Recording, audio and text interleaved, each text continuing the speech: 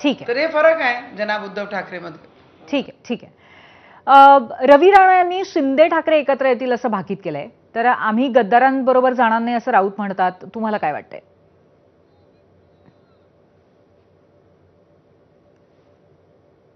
मला असं वाटते पोपट सकाळपासून चबर चबर करणं सुरू होऊन जाते.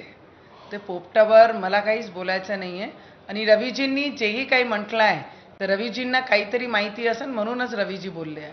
बरं, ठीक आहे. पण आज नागपुरामध्ये ठाकरेंचं आंदोलन आहे म्हणून तुम्ही मुद्दाम आंदोलन करताय असाही आरोप होतोय. म्हणून एक प्रश्न त्याही निमित्ताने तुम्हाला विचारायचा आहे की तुम्ही भविष्यातही ठाकरेंच्या जेव्हा जेव्हा रामरक्षा आंदोलन असेल तेव्हा हनुमान चालीसा पठण अशा पद्धतीचं आंदोलन करणार आहात का? माझा विषय माझे हनुमान चालिसाला घेऊन जे विषय आहे ते आंदोलन करत आहे. रामरक्षा करण्यासाठी आंदोलन करायची गरज नसते. ते आंदोलन करत आहे आणि मी हनुमान चालिसाचं पठण रोजच करते.